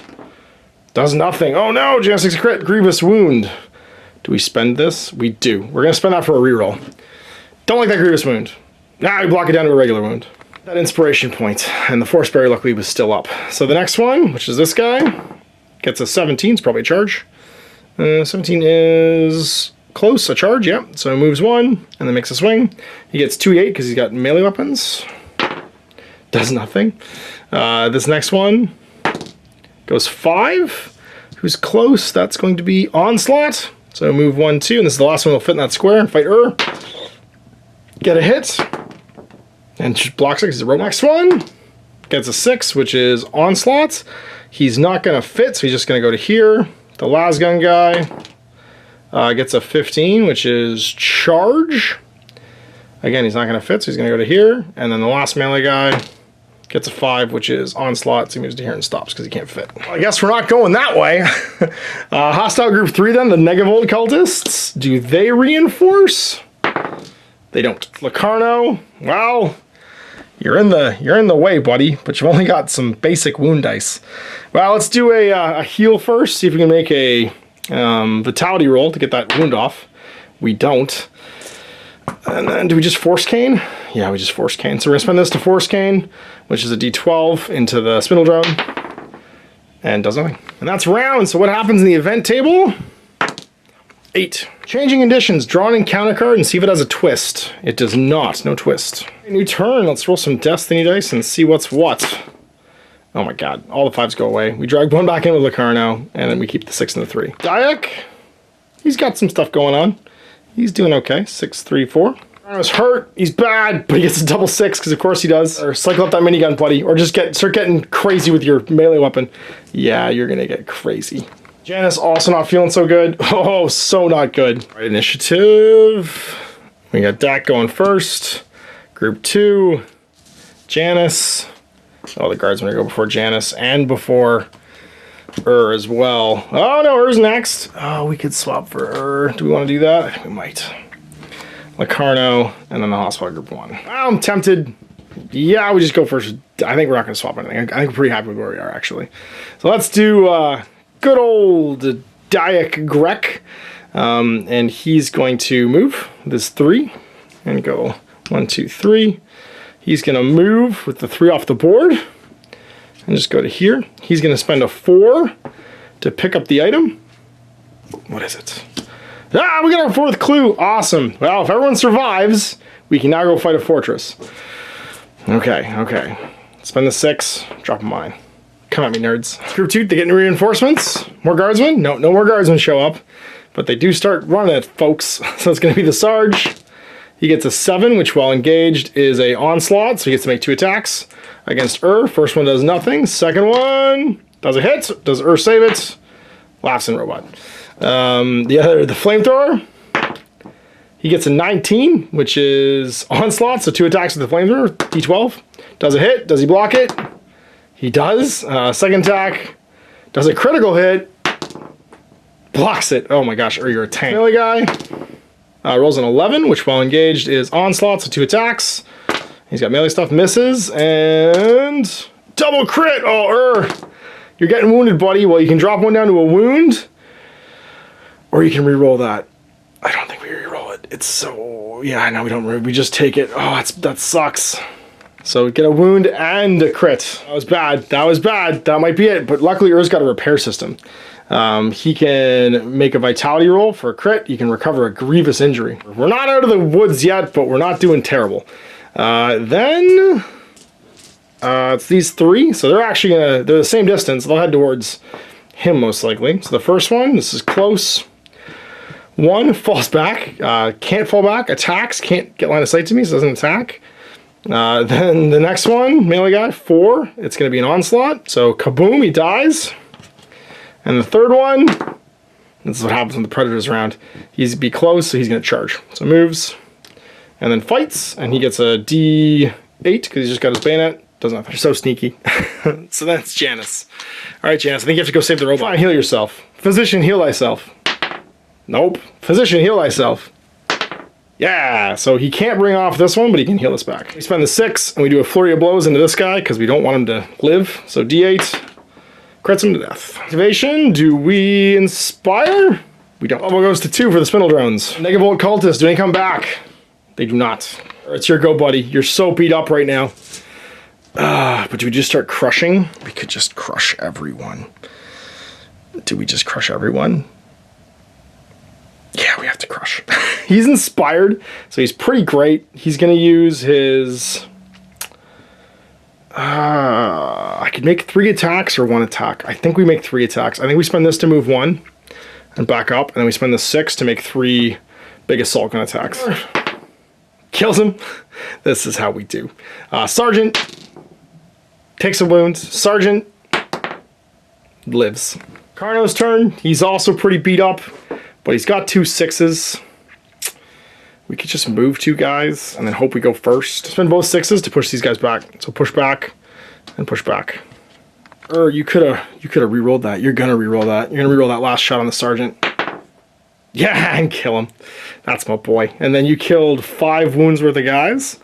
Do you inspire? Nope. All right, new turn. People we're not feeling great. We're kind of beat up. So let's roll the Destiny dice. We need a good Destiny turn of at least like low numbers here so we can try and get some recoveries on people. The 5s go away, but we'll try going back with Locarno. The Navigators. We have 4 dice in the pool. This is the closest death you've ever been. Oh, Dayak, you just need to run for the border, I think. So I might just butcher all those guys. Locarno, he's going to be moving this turn probably. We need to do something. A 3. Well, you can at least heal. Janice. You're doing okay. You're not doing terrible. Let's roll for reinforcements for the spindle drones. They got them. Both come back right there. What did they do this turn? It's technically the end of last turn, and they're threat level high. I think they're going to kill my crew. Don't kill the crew. Don't kill the crew. The first one, 8, and they're engaged, is going to be onslaughts, double attack. So it's at threat level 2 now. So threat level 2, I believe, is a D12? No, D8s. No, 2D6. 2D6. It's actually worse than D8, I think. So 2D6, nothing. And again, 1 hit. Does he dodge it? Come on, Crudy. That's only defense. Only defense this one. Nope, takes the damage. Loses 1. Spindle drone gets a 12, which is for engaged. Onslaught, 2 attacks again. First one hits. Does he dodge it? Oh, don't die, Crudy. Nope. And the second one, double crits. Oh no! No, he's out of action. Oh man, he might just straight up die. Does he die? 1 to 3, he's dead. 6, he's okay. He's just gonna end up in the elevator. I'll change his next turn a little bit. Let's shuffle up and see who's going first. Initiative. Janice is going first. Then it's Locarno. Everybody's coming up front this time. Greg's out of action, so he shouldn't have been in there. Group 3, Group 1, and Group 2. Anybody want to swap? I don't think so. I think we're pretty happy with where we're standing. Okay, so Janice is going first. Not terrible. We're going to move. 1, 2. Oops, that's Locarno. 1, 2 to here. And we are going to, on a 4, pick up the item. Discovery marker. Ooh, Remnants of the Fall! That's so cool. This is, I'm letting Shadow Guide's secret agenda. This is actually something that would inspire her, so she finds an Eldar Remnant of the Fall, but it's worth 3. I'm gonna set this for Overwatch. Oh, yeah, he's gonna set this for Overwatch, I think. Locarno, he's got a 2 and a 3. Well, he's gonna spend the 2 to try and heal. So make a recovery roll. Nope. And he'll spend the 3 to try and heal. Recovery roll. Yes, so he gets rid of this. But you have lots of things you can do right now, but first I need you to heal. Oops, I'm not rolling that die. I'm rolling a D12. I roll a D12 to heal. And I do when I get rid of this. I'll spend this 3 to try and heal again. Come on, buddy. Give me that crit. Yeah! So he heals back the critical one because his repair system's engaged, and he can actually repair system a grievous wound. The operational battle station is going to move. Spending this 4 off the board to stand here. And then he's going to minigun into that group. For my crude buddy, into that guy in the open. Takes a wound. Hit him again. Does nothing. Third shot. Does nothing. I'd have to move into this one because I don't have line of fire in the other one. And then he'll do it again with the 6. So somebody's got a wound there. And someone's dead. Someone's just got a wound on them. And nothing. 1, 2, 4 wounds. Yeah, he gets inspired. Now everyone else goes. So we've gotten all of the things we're going to get on this level, but we'll see if we get killed. The negative occultists, do they come back? They don't. The spindle drones activate. What do they do? First one gets a 17 while unengaged, which means onslaught. So free move. 1, 2. Out of here, and then it fights me twice. 2d6 into, I guess, Janice. He's the easier target. It crits him. Uh-oh, Janice. Get out the way. D8. Nope, you take it down to 1, though. It's a light wound, not a grievous wound. And then attacks again. And does 1. Do you block it? You do. Drone. Goes 2, which is close. Fall back. Try and get a line of fire, and you do. Just move into there. Reinforce the guardsman. 1 to 3. Do not. So what does the first one do? Right there. It's a 14, which for close means a charge. Move to here and fight with 2d8s. Nothing. The second one, 20. It's a fury. 1, 2. Goes and fights Janice. It's only got 1 d8 though, because it's got a las gun. Now turn events. It's a 5. Dead yet. The leader must pick 1 hostile that was slain during the combat that has not returned to the battlefield and then deploy them as close to the explorer as possible. This guy's back. All right, well, Destiny Dice. Things are getting rough. This went from real easy to 8 guardsmen showed back up, and the crew got ruckused. And then we lost all our 2s, but we dragged one back because Locarno's still alive. Into the Destiny pool. Rolling for Locarno. He's in the game. For the big robot, who is my hero. He is also very much in the game and about to use his power claw. For Janice, who's real not feeling good again. Oh, jeez. It's initiative time. Who's going first? Hostiles 3, which is the whip dudes. Then Janice, group 1. Locarno, group 2. And finally, Well, you're going to swap with the boss, because it's time to get that power claw going. Everybody else is feeling pretty happy. So, yeah, group 3. Do we get any more Negavolt cultists on? We don't. To work, time to start the stabs. Spend the 2. Do the power claws into the little robot you want to eat. He's exploded. Yeah, with a 3 off the board into the first cultist, or the guy. Does 1 with a 3 off your board. Does nothing. Do it again with a 4 off. Ugh. I feel like I should move. Yeah, I'm going to spend a 4 to move. And go 1, 2. And then I'm going to spend the 5 off the board for many minigun shots. So into the Wounded Guardsman. Nope, into the Wounded Guardsman. Kills him. And then into the other Guardsman. Crits him to death. And that'll be 6 wounds with the guys. Fire. He does not. And then I have a 4 left. I think I move again. And go 1, 2 over there. 1, which is the Spindle Drones. Do any come back? Nope. And then what does the one that's alive do? 16, which is close, will be an onslaught. So free move, 1, 2, and then 2 attacks. Let's use the 2d6 into the big robot. Does a hit. And then d12 block. Blocks it all. Attacks again. Does nothing. Or you're getting all the tasty robot bits this time. And then Locarno gets to go. He's got 3. He's just going to walk 6. Try and get out of here. 1, 2, 3, 4, 5, 6. Time to peace out. You're going to go 4. 1, 2, 3, 4. Go stand with her. And sorry, first these guys actually go. Nobody shows up, but this 1, we'll get to attack him on the way out. 2, which is for engaged, fall back. 1, 2, 3, 4. He could actually go to there and get a line of fire. Yep, would be at a line of fire where Janice. Oh no, wait, Janice would be there. Yeah, it'd have to be here. No, he couldn't actually make it at a line of fire, so he'd attack. And he attacks with a d8. Does he do anything? Sorry, 2d8 rather. He does it with 2 wounds. Uh-oh, Janice. Block it. He crits it and blocks 2. It's round. Well, let's see what happens. 19. Heroic effort. The leader picks an explorer that's out of action. Deploy the explorer in the same hex as another explorer, or as close to another explorer as possible, and then make a vitality roll for them. If no explorers are out of action, the leader picks an explorer and make a vitality roll for that explorer. So I get to make a vitality roll for Digrek. He's going to show up here and make a vitality roll. Come on, buddy. Get a wound back. Yeah! He limps to his feet. I can't believe he came back. That's awesome. He's just crawled over to here and they find him hiding in the cover. He's beyond not feeling good though. So destiny roll. Let's see what happens. We get the 6s go away, but we get 1 back. The 1s go away. Sort of a 5 and a 6 in there from dragging 1 back with the navigator. You need to crawl into the elevator, buddy, and then we don't have to make your vitality roll. For Locarno, he is gonna go a walking. For who is the unstoppable killing machine, he's just gonna make physical stabs probably. And then for Janice, oh, Janice is feeling great. Right, initiative, let's see who's going first. The crew needs to limp away. Uh-oh, the guardsmen are going first. This could be bad if more show up. Janice, hostiles 1, Derek, and Derek, and then group 3. First one's gonna come pouring out of here. So right now, does anyone want to swap spots with covering fire? I don't think so. I think we're pretty happy where we're standing. I think it's just time to move. Do we want to swap? Yeah, just kill that robot. You're gonna swap with the with Locarno.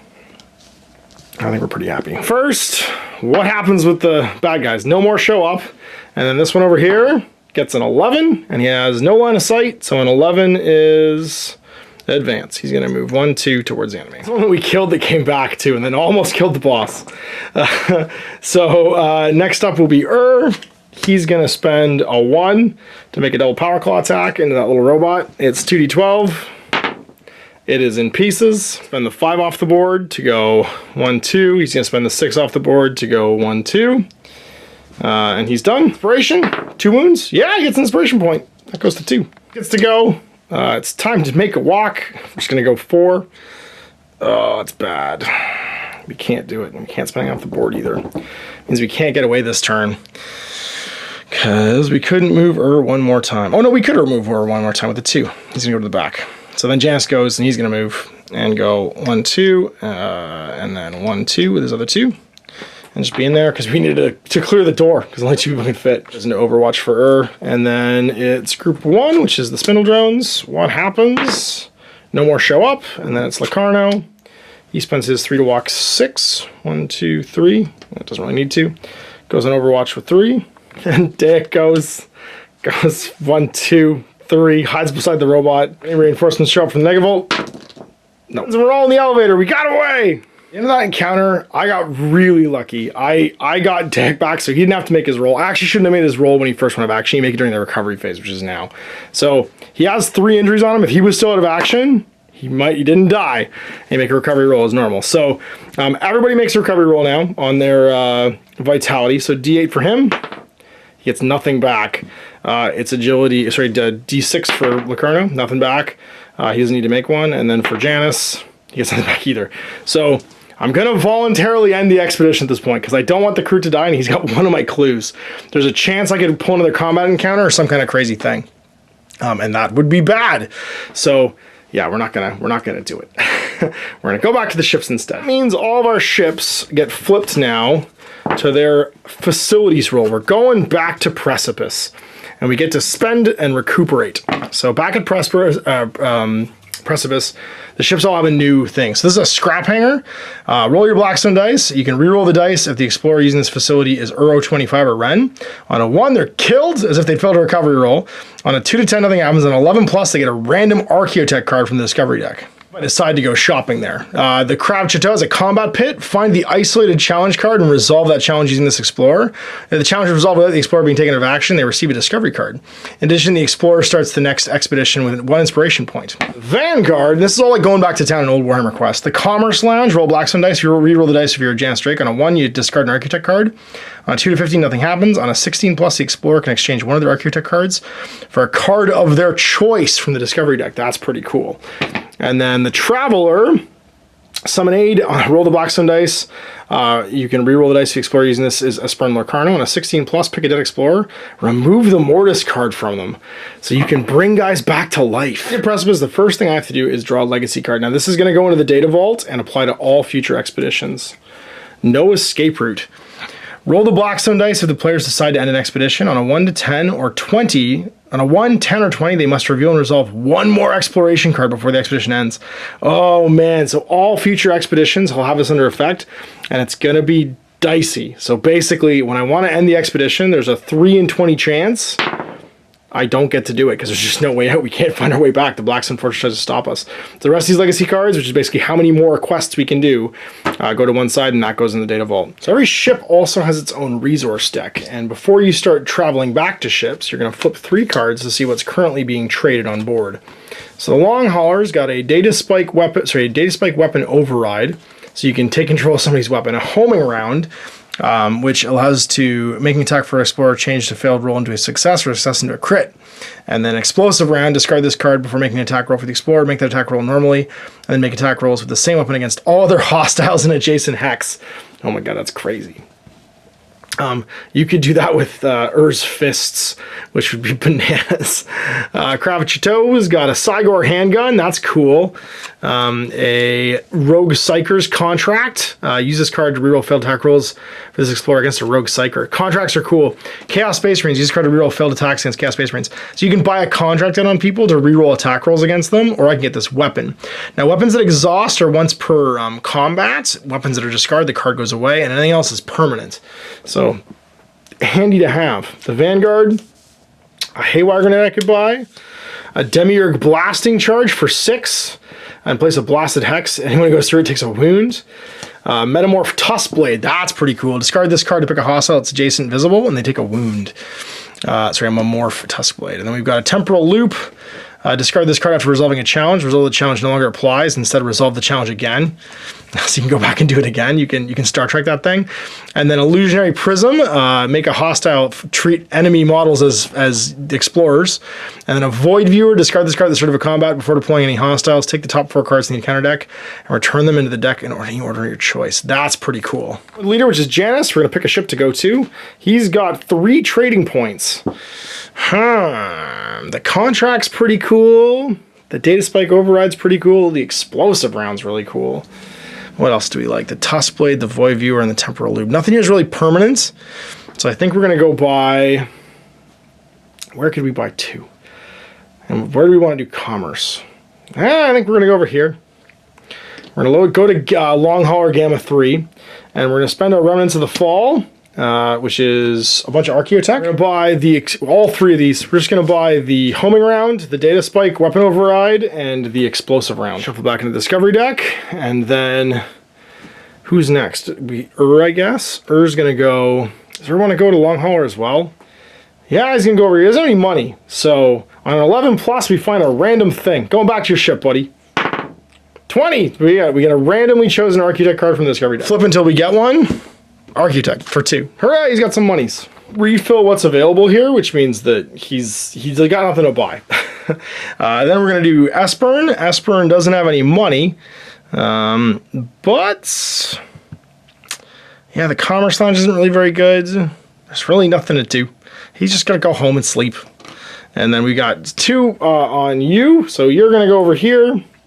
Do you want to go do the Commerce Lounge thing? On a 1, you discard your Archaeotech. On a 2 to 15, nothing happens. On a 16 plus, you can exchange it for any other one in the deck. So we're going to try for it. 16 plus. Nope, nothing happens. So he's got 2 to spend. He'll buy the Haywire Grenade and the Tusk Blade. One thing I did forget is you get 1 free trading point when you come back to a ship that you actually are on. So we're going to get the Void Viewer for Traveler for Esper and Larcarno, because he's got 1 free one. And you had a free one as well, but it wasn't enough to buy the blasting charges. I had to prepare 4 stasis chambers for my characters to go into. Now you can have a maximum of 10 cards in your stasis chamber along with of any type along with your character card. So right now I've got 5 with Janice. I've got 2 with Ur-25. I've got 1 with Esper and Larcarno, and I've got 3 with Grek. So we're okay. We can keep all this in here. If you have more than 10, when you put them in stasis, you have to discard down. Then my legacy card goes in the data vault, and we're packed up and ready to play our next round at a later date. Explorers are all back in stasis now, ready to take part in the next mission. Now, to do a fortress run, it's a bit like a raid in a big MMO. You have to have the explorers pool their cards of clues. So, for instance, I have clues on Janice, I believe, and Grek. They would both have to take part in the next game. Actually, it might even be on an Ur. But they have to take part in the game because they have to spend their clue cards to do it. So it does kind of lock your hand into who you're going to be bringing for your expedition to go to the fight. Now, when you do a fortress battle, it's basically a big pre-laid out map with pre-selected enemies all deployed in certain locations. It's just like a raid in like a big MMO. And they do recycle like normal, just portals and all that stuff, and you're trying to get through and clear the boss. Now the bosses, I won't spoil it, but there's 4 different raids, 4 different strongholds you have to attack, and they all have different heroes. So I'm gonna need to, before we start doing them, I'm gonna need to paint up the rest of these miniatures, which will hopefully be something I'll have done for the end of next week. Now if you want to see the rest of these models on the paint table, you can check that out. I've also, of course, got the review of what these guys do in 40K. So you go, I hope you enjoyed this most recent Let's Play. I really have to say that this was probably one of the things I've been looking forward to the most since it was announced this year, and it did not disappoint. There's 3 big things I'm taking away from this game that I really like as a guy who's played every edition of Warhammer Quest so far. The first one is that there's some real momentum in the game where you have to keep moving forward. The endless possibility of people showing up is very different from in Silver Tower, where there was a limited amount of people who would eventually arrive during the game and the rest stuff. I loved Silver Tower because I love that choose your adventure narrative that was in there, but in this one there's a real sense of urgency getting to the elevators, and that's even pushed further by the exploration deck, by the fact that you push as far as you want into the building. There's a real sense that we are exploring, and there's some risk every time we flip an exploration card to what the challenge is going to be or what the encounter is going to be. And then the post-game sequence. The post-game sequence was the other thing that I was missing from Silver Tower in particular. It's better in Hammerhall, where you do have some actual post-game like interactions and stuff. But I love the fact that the spaceships matter, who your adventurers you took on the adventure are matter, because the resources that are potentially available on each spaceship are going to be different based on where you're going after the encounters and the quests end. And then the fact that there's actually like a finality to death. Now you've got the possibility if Locarno dies, it's over. Wow, no, yeah, it is over because you can't bring in a ship anymore either. But there's a possibility of bringing somebody back. Locarno can potentially resurrect someone. But the fact there's 8 adventurers, they can all die. They can take their clues and stuff with them. There's a real like finality. There's a real sense of like of it matters. And then the legacy deck itself, if you run out of legacy cards, your quest is over. So if you don't get to the hidden vault by the end of it, you've got this many tries basically to get there. So I'm really excited about that. And the last one, the bit of I think sort of like creative like genius in this one is actually the stasis deck and the data vault, where you've got your legacy cards in the data vault and all your characters in the stasis deck. I can remember when Danny and I ran through Silver Tower, taking photos of my cell phone of what gear cards were on each hero, because we had to remember, like it could be like a month before we saw each other again. We had to remember who'd earned what and who was playing with what from adventure to adventure. So just having these, it's such a slick piece of design just to be able to put them away, and the game is locked in stasis. It's ready to go the next time you want to play it. It all flows really well. You're pushing it on into the Blackstone Fortress. You're feeling like you're getting in and getting out. There's a real smash and grab feel. It builds up to a raid, right? You have to find clues to unlock the raid, and then there's a real like finality to death. Like it matters. If someone dies, it matters. And then of course all the usual good notes. The design of the miniatures are fantastic. I love the fact that they're exploring different things. I'll talk about that more in the video you can click up here, which I talk about the 40K implications of the models in this box set, and kind of historically what Workshop's done with, for instance, Silver Tower that burst into this big Tzeentch army book and a bunch of Tzeentch releases in AOS.